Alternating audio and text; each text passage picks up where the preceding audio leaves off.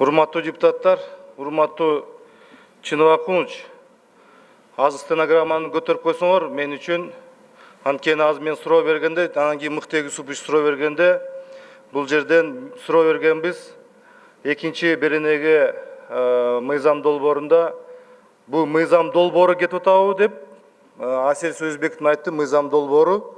Кийин Иса Шошункулович айтып калды, бул мыйзам деп кетип атат деп айтылып калды. Ушуну так болуш үчүн şu стенограмманы biz карап койсок жакшы болот эле.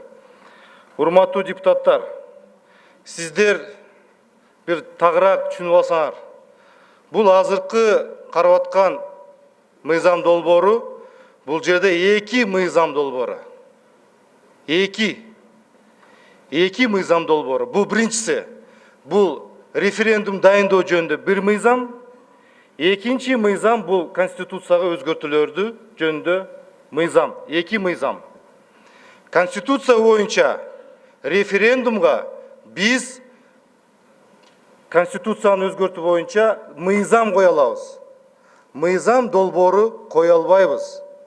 Биз эмне үчүн биз кечээ комитетте аябай талкуу жүргүздүк. Бул жерде процедура бузулуп атат, урматтуу депутаттар. Эртең кечээги мына комитетте Анарбек Касымович сүйлөп атат. Мыйзамды, эски мыйзамды айтып атат. Бирок ушул киши эртең жооп береби? Жоопкерчиликте бизде болот. Анткени жоопкерчиликти биздин кнопка менен басып, биз кол коюп берип атабыз. Эртең ким жооп берет ошого? Тарыхта биз калабыз. Эртең мыйзам бузуу менен силер Конституцияны өзгөртүңөр деп эртең сурап калышы мүмкүн. Ошон үчүн биз айтып атабыз, урматтуу депутаттар, эки жол менен барыш керекпиз. Эки жол менен. Биринчи жолу бул Конституцияны өзгөртүү боюнча мыйзамды өзүнчө алып чыгып, талкуу жүргүзүп, беренелери бар, жакшы беренелери бар. Ал боюнча да мен сүйлөп кетем. Ошол боюнча биз өзүбүздүн ойлорду айтып, мына ошол мыйзам долбоорду Конституция боюнча ага мыйзам статусун берип, мыйзам статус бергенден кийин, анан кийин ошол мыйзамды биз референдумга коюп, референдум дайындоо жөнүндө биз мыйзам кабыл алыш керекпиз. Мына ошондой болуш керек бул тартип боюнча. Эгерде биз андай кылбасак, анда эртең биз мыйзам бузуу жол менен бардык деп эртеңки 7-чи созуктагы парламентте, 8-чи созуктагы парламенттин депутаттары бизге бир сөз айтып калышы мүмкүн. Өткөндө Кенжебек Сатынкулович айтып атты эле мага, мен баягы ар бир берене боюнча добуштарды коелук деп атканда мен түшүнбөй аттым эле. Ошондо ал мага айтып аткан, Бакыт Эргешевич, мыйзам коюлат го, мыйзам коюлат дегенде мен эми түшүндүм, мына ошол 114 статьяны аябай окуп, анан кийин түшүндүк. Ошон үчүн бул процедура ошондой. Кийинки маселе, бул жерде мына Конституция боюнча айтылып калды. Урматтуу депутаттар, парламентаризм деп атабыз.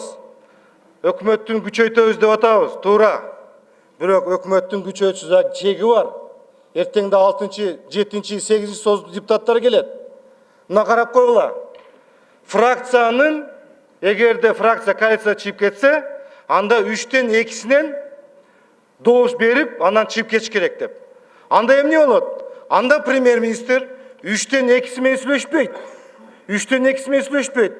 3-тен 1 менен сүйлөшөт. Эгерде коалиция 65 адамдан турса, анда ал 21 адам, 22 адам менен сүйлөшүп коет дагы, 3-тен 2-сini блокировать этип коет. Мына парламентаризм. Ошол бул парламентаризм. Бул парламентаризм эмес, урматтуу депутаттар.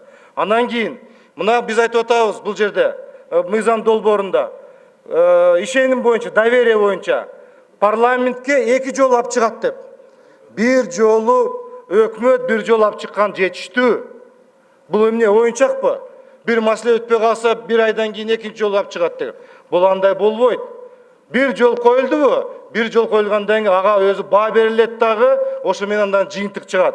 Мына ошол боюнча. Мына төрага, биздин жогорку кеңештин төрагасы. Эмне үчүн ал президенттикке бара албайт? Эмне үчүн бара албайт? Ал деле адам, ал деле Кыргыз Республикасынын жараны. Анда биз дагы сунуш киргизгенбиз. Анда эгерде төрага бара албаса, анда төрага дагы барбасын, премьер-министр дагы барбасын. Экөө тең барбасын. Ошондо анда таза шайлоо акыйкаттуулуктун негизинде болот, чынчылдыктын негизинде болот деп биз ушундай айтканбыз. Ошондуктан урматтуу депутаттар, Урматтуу депутаттар, биз бул жерде биз даярбыз Конституция боюнча талкуу жүргүзгөнгө. Эң негизгиси дагы акыркын унутуп калдым, аз айтып коеюн. Бул прокуратуранын тергөөнүн алып коюу боюнча. Бул абдан туура эмес. Абдан туура эмес, урматтуу депутаттар. Прокуратура бул кылмыш жаза системанын өзөгү болот. Ал бүт ушул кылмыш жаза тергөөнүн үстүндө көзөмөлдөйт. Эртең эмне болот? СМБнын бир партиянын өкүлү келет, МВДнын бир партиянын өкүлү келет, Финполициянын бир партиянын өкүлү келет дагы, анан лидер партиялар тиги заказ берип баштайт. Тигини иш козго, тигини иш козго, тигини иш козго деп. Мына ошол жерде анан кийин саясий кризиске арпалып калышы мүмкүн. Урматтуу депутаттар, ошону тагыраак билип коюш керек.